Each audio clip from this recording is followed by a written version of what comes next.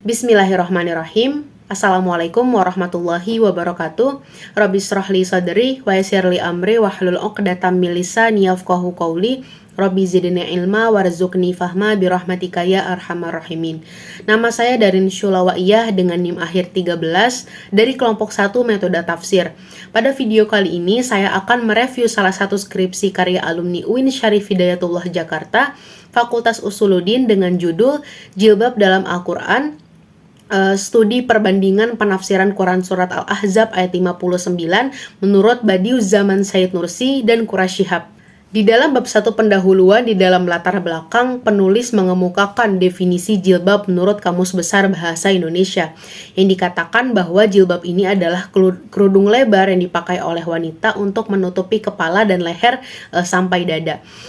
Merujuk kepada hadis Rasulullah SAW yang diriwayatkan oleh Abu Dawud yang artinya, wahai Asma, sesungguhnya apabila wanita sudah sampai pada masa balik tidak pantas untuk dilihatnya kecuali ini dan ini, sambil Rasulullah itu mengisyaratkan wajah dan telapak tangan. Jadi yang hanya boleh dilihat itu dari wanita setelah masa balik adalah wajah dan telapak tangan. Itu juga di dalam hadis yang diriwayatkan dari Ummu Salamah ketika Ummu Salamah dan Maimunah istrinya Rasulullah itu sedang berada di dekat Rasulullah. Lalu datang Abdullah bin Umi Maktum yang pada saat itu keadaannya memang buta. Lalu dikatakan kepada Rasulullah, kepada Ummu Salamah dan Maimunah untuk pakai hijab gitu. Tapi Ummu Salamah berkata gitu, ya Rasulullah, bukankah Ibnu Maktum ini orang yang buta dan tidak dapat melihat kami? Maka Rasul menjawab, apakah kalian juga buta dan tidak dapat melihatnya? Hadis riwayat Abu Dawud. Jadi di dalam bab 1 pendahuluan latar belakang di sini dikatakan ya tujuan utama dari pemakaian jilbab ini. Yang pertama itu memang untuk menjaga diri wanita agar tidak terpancing syahwat dari lawan jenis hingga melanggar aturan-aturan Allah. Dikatakan juga bahwa jilbab ini memiliki kebaikan dan manfaat untuk wanita. Dan juga tujuan utama jilbab yaitu adalah identitas wanita sebagai wanita muslimah. Di dalam skripsi ini juga dijelaskan tentang isu yang bergulir di tahun 90-an ketika Cak Nun ini mengadakan roadshow dengan mementaskan puisi lautan jilbab untuk mensyiarkan terkait jilbab itu sendiri. Hingga pada akhirnya setelah kejadian itu gitu ya, dengan izin Allah banyak wanita-wanita di Indonesia yang menggunakan jilbab dan aware gitu sama perintah tentang jilbab ini. Dikatakan juga di dalam skripsi ini bahwa untuk mau pakai jilbab atau tidak pakai jilbab itu sebenarnya dia itu pilihan ya. Dari pihak luar itu responnya kita tidak perlu menghakimi apakah dia benar atau salah. Terkait hal ini sebenarnya penulis itu merujuk kepada penafsiran Quraish Shihab tentang jilbab itu, yang sebenarnya merujuk kepada Quran Surat Al-Ahzab ayat 59. Bismillahirrahmanirrahim. Ya ayyuhan nabiyyu qul li azwajika wa banatika wa nisa'il mu'minina yudnina 'alaihinna min jalabibihin dzalika adna ayyurafna fala yu'dzain wa kana Allahu ghafurur rahima. Yang artinya, wahai Nabi, katakan kepada istri-istrimu, kepada anak-anak perempuanmu dan istri orang-orang mukmin, hendaklah mereka mengulurkan jilbabnya ke seluruh tubuh mereka. Yang demikian itu supaya mereka lebih mudah dikenali dan mereka tidak diganggu. Dan Allah Maha Pengampun, Maha Penyayang. Dari Quran Surat Al-Ahzab ayat 59 ini sebenarnya Quraish Shihab ini gak setuju ya. Maksudnya bukan gak setuju, tapi memang menafsirkan bahwa jilbab itu gak wajib untuk muslimah, dengan memiliki argumen dari pendapatnya Muhammad Thohir bin Asyur bahwa kami percaya bahwa adat kebiasaan suatu kaum itu nggak bisa dipaksakan kepada kaum yang lain atas nama agama, dan mereka tidak bisa dipaksakan atas hal itu. Dari pendapat yang menjadi argumen Quraish Shihab dari Muhammad Thohir bin Asyur terkait adat kebiasaan suatu kaum ini, pada akhirnya memberikan kesimpulan bahwa jilbab itu budaya Arab, yang dimana dia tidak bisa dipaksakan kepada budaya-budaya selain Arab gitu. Ditambah lagi pendapat Quraish Shihab mengatakan bahwa sekalipun jilbab ini di dalam Al-Quran menggunakan redaksi perintah, tapi nggak semua perintah di dalam Al-Quran itu menunjukkan perintah itu wajib. gitu.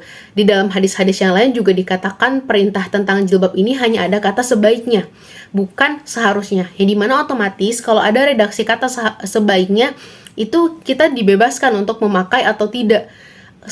Sebaiknya tuh kayak saran aja gitu. Tapi kalau seharusnya, itu kan wajib, diharuskan banget gitu. Itu berbeda. Maka Quraisy Shihab lebih kepada redaksi sebaiknya inilah yang pada akhirnya memberikan penafsiran bahwa jilbab itu bukan wajib. Pendapat ini sangat berbeda dengan apa yang dikatakan oleh Baiduzzahman Said Nursi dalam tafsirannya, yang mengatakan bahwa jilbab ini adalah kewajiban bagi kaum muslimah, dan dia juga merupakan kewajiban di dalam syariat Islam untuk kaum muslimah yang mesti diamalkan dalam kehidupan sehari-hari. Nah, dikatakan oleh Said Nursi bahwa zaman sekarang ini orang udah lalai ya sama kewajiban jilbab. Masih banyak gitu ya wanita-wanita yang dia ini tidak memakai jilbab atau tidak peduli lagi kepada aturan-aturan Allah di dalam Al-Quran gitu. Maka Said Nursi juga ingin membebaskan wanita dari cengkraman liberalisme dan kapitalisme yang menjadikan wanita itu sebagai komoditi atau materi. Betapa banyak ya sampai hari ini itu kontes-kontes model wanita yang dimana kontes-kontes itu hanya ingin menunjukkan aurat wanita. Wanita itu dinilai memiliki value, memiliki sebuah penghargaan kalau dia memiliki aurat yang indah dengan standar-standar yang mereka buat gitu. Harusnya kan aurat-aurat wanita di dalam Islam itu kan harus dijaga, harus dipelihara dengan baik, dan hanya orang-orang tertentu yang boleh melihat seperti mahram-mahramnya saja. Itu sangat berbeda sekali ya fakta yang terjadi hari ini dengan apa yang disebutkan Allah di dalam Al-Quran terkait perintah jilbab, terkait perintah bahwa wanita itu harus dijaga gitu kemuliaannya. Banyak wanita-wanita yang mengatakan bahwa jilbab ini adalah sebuah belenggu, pemaksaan, pengekangan bagi kaum wanita. Hingga pada akhirnya juga banyak orang-orang yang memakai jilbab hanya tanpa makna. Nggak tahu tujuannya apa memakai jilbab, sekadar ikut-ikutan. Bahkan ada yang sampai menutup aurat atau memakai kerudung itu sebab gaya saja gitu, bukan bentuk dari ketaatan kepada Allah sebagai muslimah. Said Nursi juga mengatakan bahwa berjilbab ini sebenarnya fitrah wanita gitu, karena wanita kan sifatnya lemah lembut, maka dia ini harus dilindungi gitu sifatnya. Nah, itulah perbedaan pendapat dari dua mufasir ini. Walaupun mereka ini sama-sama memiliki keilmuan dalam ilmu Al-Quran dan tafsir, tapi ternyata penafsiran mereka terkait jilbab ini memiliki pandangan yang sangat jauh berbeda. Baiduzzahman Said Nursi mengatakan bahwa jilbab ini adalah perintah yang wajib untuk kaum muslimah. Tapi Quraisy Shihab mengatakan bahwa jilbab ini nggak wajib untuk kaum muslimah gitu. Nah, dari adanya perbedaan penafsiran ini, inilah yang menjadi latar belakang kenapa penulis skripsi ini ingin melakukan penelitian terkait jilbab di dalam Al-Quran dari dua pendapat tadi, membandingkan gitu ya antara perbedaan pendapat ini.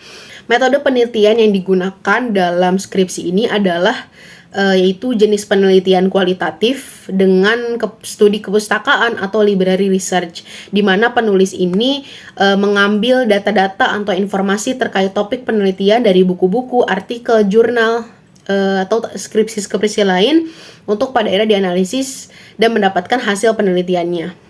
Yang kedua, sumber datanya ini menggunakan sumber data primer dan sumber data sekunder. Sumber data primernya ini dari kitab Tafsir Al-Lema'at karya Baiduzzahman Said Nursi dan Tafsir Al-Misbah karya Quraisy Shihab, dan juga data sekunder lain yang dipakai untuk menjadi penguat-penguat topik pembahasan. Terkait analisis data juga sudah penulis tuliskan di dalam skripsi ini bagaimana penulis itu menghimpun data-data, lalu menganalisis dan mendapatkan kesimpulannya. Nah, lalu dalam skripsi pastinya ada kelebihan dan kekurangan. Nah, kelebihan yang saya amati dari skripsi ini, pembahasan di latar belakangnya itu yang cukup menarik dan relevan untuk dibahas, karena masalah tentang jilbab ini masih diperbincangkan ya di zaman sekarang gitu ya. Banyak budaya-budaya yang berbeda menghasilkan penafsiran yang berbeda terkait Quran Surat Al-Ahzab ayat 59. Dan semoga dari adanya penelitian skripsi ini bisa membuka mata kepada wanita-wanita di luar sana bahwa jilbab itu wajib untuk muslimah.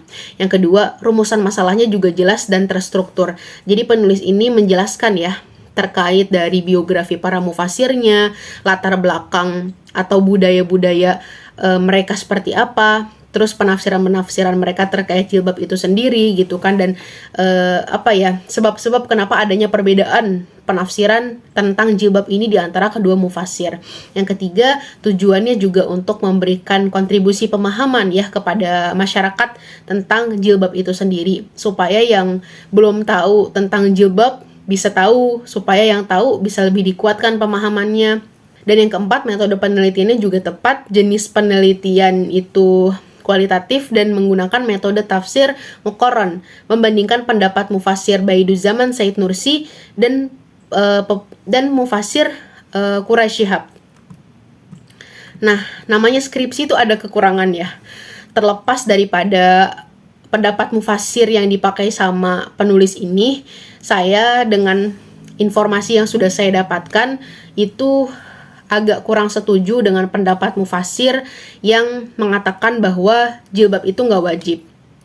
Karena memang merujuk sendiri kepada Quran Surat Al-Ahzab ayat 59 bahwa Allah saja sampai menyuruh Nabi mengatakan kepada istri-istrinya, anak-anaknya, dan wanita-wanita mukmin untuk mengulurkan jilbabnya. Ditambah hadis Rasulullah ketika memerintahkan Asma untuk menutup auratnya sesudah balik, kecuali wajah dan telapak tangan, itu menunjukkan bahwa apa yang dikatakan Allah dan dikatakan Rasulullah adalah sebuah dalil untuk kita, sebuah kewajiban kepada kita. Jadi itu wajib dan bentuk perintah yang harus dilaksanakan. Kalau kita tidak melaksanakannya, maka akan ada perhitungannya di akhirat kelak. Sesama muslimah tentu kita harus menghargai mereka yang mungkin hari ini belum tergerak hatinya untuk mau memakai jilbab atau mau menutup aurat gitu ya. Tapi bukan sampai kita pada akhirnya menormalisasi kesalahan yang dia lakukan. Kita tetap menghargai dia, tapi ada upaya untuk mengingatkan dia bahwa jilbab itu wajib gitu. Kalau nggak dilaksanain, nanti ada perhitungannya di akhirat. Seperti itu. Jadi ada upaya dakwah di sana untuk mengingatkan orang-orang tentang wajibnya jilbab atau wajibnya menutup aurat bagi tiap muslimah. Nah, pembahasan di dalam skripsi ini tuh menarik sekali tentang jilbab, yang apalagi relevan dengan saya sebagai seorang wanita gitu. Tapi ditakutkan bagi mereka yang belum punya informasi sebelumnya tentang jilbab itu wajib, maka mereka akan menelan mentah-mentah penafsiran yang akan memudahkan mereka. Maksud yang memudahkan mereka tuh ya yang tidak mewajibkan jilbab untuk mereka gitu. Karena memang terkadang aturan-aturan Allah itu terkadang kalau kita melihatnya tuh sebagai sebuah pengekangan gitu, terkait jilbab itu sendiri misalnya. Tapi itu adalah bentuk penjagaan Allah kepada kita sebagai seorang muslimah. Bentuk penjagaannya Allah untuk kita lebih mudah dikenali sebagai seorang muslim, untuk kita lebih mudah dihargai oleh orang-orang yang mengenal kita gitu ya. Jadi adanya aturannya Allah tuh untuk menjaga kita. Adanya aturannya Allah tuh harus kita taati dan jalani di dalam kehidupan kita sehari-hari. Jangan sampai penafsiran yang salah terkait aturannya Allah itu membuat kita justru lalai dalam menjalankan aturan di dalam agama kita sendiri. Mungkin cukup sekian review skripsi dari saya. Wallahu a'lam bishawab. Mohon maaf apabila ada kekurangan dan kesalahan dari penyampaian ini. Saya tetap menghargai para mufasir yang ada di Indonesia khususnya dan juga yang ada di luar Indonesia, karena beliau sudah memberikan kontribusi yang banyak kepada umat ini lewat karya-karyanya.